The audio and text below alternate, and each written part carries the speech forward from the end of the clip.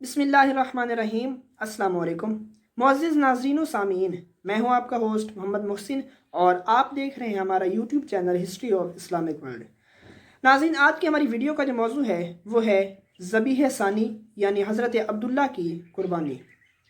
हज़रत अब्दुल्ला हज़रत अब्दुल मुत्तलिब के बेटे थे। हज़रत अब्दुल मुत्तलिब जब शहर मक्का की हुकूमत पर फायज हुए तो एक रात जब वो सो रहे थे तो उनको एक आवाज़ आई। आवाज़ ये थी कि ऐ अब्दुल मुत्तलिब, उठो और अपने जद्द अमजद हज़रत इस्माईल अलैहिस्सलाम के आब ज़मज़म के कुएं को फिर से तलाश करो, जिसे हाकिम मक्का अमर बिन हारिस ने मलियामेट कर दिया था। हज़रत अब्दुल मुत्तलिब जब सुबह उठे तो उनको ये महसूस हुआ कि यकीनन ये हुक्म अल्लाह ताला की तरफ से है। चूँकि आब ज़मज़म के कुएं का नामो निशान मिट चुका था, इसलिए उसको तलाश करना मुश्किल ही नहीं बल्कि नामुमकिन था। हज़रत अब्दुल मुत्तलिब ने यह सोचा कि अगर ये हुक्म मुझे अल्लाह ताला की तरफ से मिला है तो यकीनन अगली रात मुझे वो जगह भी दिखा दी जाएगी जहाँ पहुँचकर मैं बाआसानी आब ज़मज़म को फिर से तलाश कर सकूँ। चुनांचे दूसरी रात जब हज़रत अब्दुल मुत्तलिब सोए तो गैब से ये आवाज़ आई कि ऐ अब्दुल मुत्तलिब, गौर से सुनो, जिस जगह मुशरिकीन मक्का के दो बुत असाफ और नाइला मौजूद हैं, उनके दरमियान जो खाली जगह और एक छोटा सा मैदान है, वहाँ सुबह तुम्हें एक कौवा नजर आएगा जो ज़मीन पर चोंचे मार रहा होगा। तुम ठीक उसी जगह खुदाई करना तो आब ज़मज़म का कुआं तुम्हें नजर आ जाएगा। हज़रत अब्दुल मुत्तलिब जब सुबह उठे तो उन्होंने अपने इकलौते बेटे हारिस को अपने साथ लिया और उस जगह पर जाकर खुदाई शुरू कर दी। हज़रत अब्दुल मुत्तलिब और उनका बेटा हारिस जब उस जगह को खोद रहे थे तो मुशरिकीन मक्का ने आपको रोका, लेकिन आप चूँकि सरदार मक्का थे इसलिए आपने उनकी एक ना सुनी और मुसलसल अपने काम में मसरूफ़ रहे।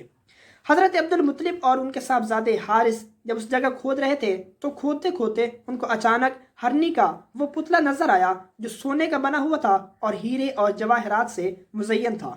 ये हरनी का पुतला वही पुतला था जिसे असफंदयार फारसी ने खाना काबा के लिए बतौर तोहफा भेजा था। तारीख की रिवायात में इसका नाम गज़ालुल काबा के नाम से मशहूर है। हरनी का ये पुतला वही पुतला है जिसे अमर बिन हारिस ने दबा दिया था।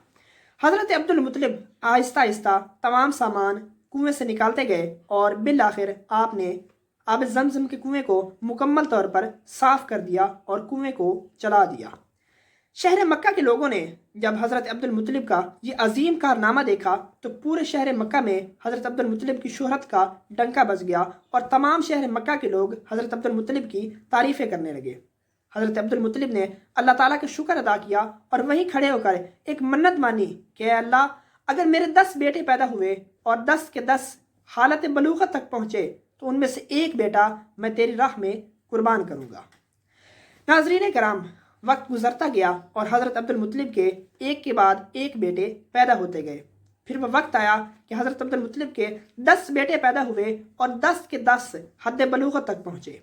एक रात जब हज़रत अब्दुल मुत्तलिब खाना काबा के पास सो रहे थे तो अचानक एक मुनादी ने आवाज़ दी कि ऐ अब्दुल मुत्तलिब, उठो और इस मुकद्दस घर के परवरदिगार के लिए अपनी मन्नत को पूरा करो। हज़रत अब्दुल मुत्तलिब जब सुबह उठे तो उन्होंने एक मेंढा ज़बह किया और उसको अल्लाह ताला की राह में तकसीम कर दिया। दूसरी रात जब फिर से हज़रत अब्दुल मुत्तलिब खाना काबा के पास सो रहे थे तो दूसरी मरतबा फिर मुनादी ने आवाज़ दी कि ऐ अब्दुल मुत्तलिब, उठो और इस मुकद्दस घर के परवरदिगार के लिए अपनी मन्नत को पूरा करो। हज़रत अब्दुल मुत्तलिब दूसरी मरतबा जब सुबह उठे तो उन्होंने एक गाय ज़बह करवाई और उस गाय को फ़ुकरा और मसाकीन में तकसीम कर दिया। तीसरी रात फिर यही माजरा पेश आया और मुनादी ने फिर आवाज़ दी कि ऐ अब्दुल मुत्तलिब, उठो और इस मुकद्दस घर के परवरदिगार के लिए अपनी मन्नत को पूरा करो। तो तीसरी मरतबा हज़रत अब्दुल मुत्तलिब ने एक मोटा ताज़ा ऊँट ज़बह करवाया और उसको फ़ुकरा और मसाकीन में तकसीम कर दिया। नाज़रीन कराम, चौथी रात जब हज़रत अब्दुल मुत्तलिब सो रहे थे तो फिर से मुनादी ने यही आवाज़ दी कि ऐ अब्दुल मुत्तलिब, उठो और अपने परवरदिगार के लिए अपनी मन्नत को पूरा करो। हज़रत अब्दुल मुत्तलिब ने नहायत ही आजिज़ाना लहजे में अर्ज़ की कि आप ही मुझे बता दीजिए कि मैं क्या ज़बह करूं और किस तरह से ज़बह करूं। मुनादी ने आवाज़ दी कि ऐ अब्दुल मुत्तलिब, बरसों पहले मानी गई अपनी उस मन्नत को याद करो और अपने 10 बेटों में से एक बेटे को अल्लाह ताला की राह में कुर्बान करो।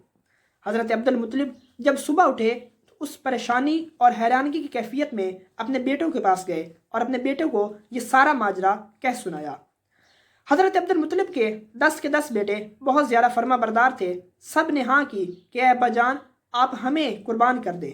ایک بیٹا کہتا ابا جان مجھے قربان کریں، تو دوسرا کہتا کہ مجھے قربان کریں۔ الغرض 10 میں سے ہر بیٹا اللہ تعالیٰ کی راہ میں قربان ہونے کے لیے تیار ہو گیا۔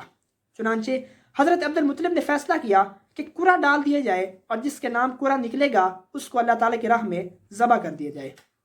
جب قرعہ ڈالا گیا تو قرعہ حضرت عبداللہ جو حضرت عبد المطلب کے سب سے پیارے صاحبزادے تھے ان کے نام نکلا۔ چنانچہ یہ فیصلہ ہو گیا کہ حضرت عبداللہ کو اللہ تعالیٰ کی راہ میں قربان کر دیا جائے۔ حضرت عبداللہ یہ وہی حضرت عبداللہ ہیں جو نبی کریم صلی اللہ علیہ وسلم کے والد گرامی تھے۔ حضرت عبد المطلب جب اپنے پیارے بیٹے حضرت عبداللہ کو اللہ تعالیٰ کی راہ میں ذبح کرنے لگے تو حضرت عبداللہ کے ننیال نے اس کی مخالفت کی۔ ان کے ننیال جو بنو مخزوم سے تعلق رکھتے تھے انہوں نے حضرت عبد المطلب کو کہا کہ بیٹے کو ذبح کرنے سے پہلے ہماری ایک رائے کو سنو۔ وہ رائے یہ ہے کہ اس سے پہلے ایک کاہنہ جو مکہ کی مشہور کاہنہ ہے اس کی طرف جائیں، ہو سکتا ہے کہ وہ کوئی درمیانی راستہ نکال دے۔ حضرت عبد المطلب چونکہ اپنے سسرال سے مخالفت مول نہیں لے سکتے تھے، اس لیے انہوں نے مجبوراً ان کی رائے کو تسلیم کیا اور ان کے ساتھ اس کاہنہ کی طرف تشریف لے گئے۔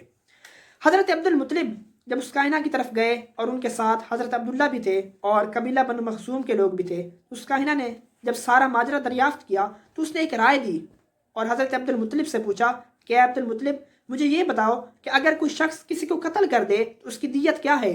اس پر حضرت عبد المطلب نے کہا کہ اس کی دیت 10 اونٹ ہے۔ تو کاہنہ نے کہا کہ اے عبد المطلب پھر جاؤ اور 10 اونٹ جمع کرو اور 10 اونٹ اور اپنے بیٹے عبداللہ کے درمیان قرعہ ڈالو۔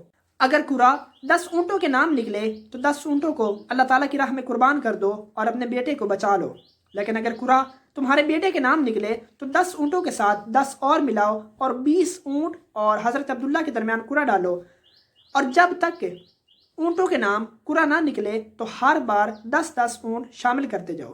چنانچہ جب حضرت عبد المطلب واپس تشریف لائے تو انہوں نے یہی کام کیا، 10 اونٹ اکٹھے کیے اور 10 اونٹ اور حضرت عبداللہ کے درمیان قرعہ ڈلوایا۔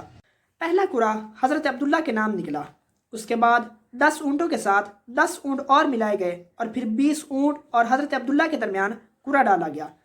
قرعہ دوسری مرتبہ پھر حضرت عبداللہ کے نام کا نکلا، اس کے بعد 30 اونٹ اور حضرت عبداللہ کے درمیان قرعہ ڈالا گیا۔ تیسری مرتبہ بھی قرعہ حضرت عبداللہ کے نام کا نکلا۔ اسی طرح ہر بار 10 اونٹ شامل کیے گئے اور جب اونٹوں کی تعداد 100 ہو گئی تو اس وقت قرعہ حضرت عبداللہ کی جگہ اونٹوں کے نام کا نکلا۔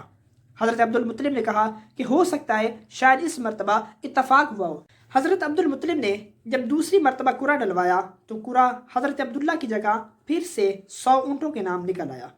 حضرت عبد المطلب نے کہا کہ ہو سکتا ہے اس مرتبہ بھی اتفاق ہوا ہو، اس لیے تیسری مرتبہ پھر قرعہ ڈالا جائے۔ حضرت عبد المطلب کے حکم پر جب تیسری مرتبہ قرعہ ڈالا گیا تو قرعہ تیسری مرتبہ بھی حضرت عبداللہ کی جگہ 100 اونٹوں کے نام نکلا۔ اس طرح سے حضرت عبداللہ محفوظ ہوئے اور حضرت عبد المطلب نے اپنے بیٹے کو بچا کر 100 اونٹوں کو اللہ تعالیٰ کی راہ میں قربان کر دیا اور حضرت عبداللہ محفوظ رہے۔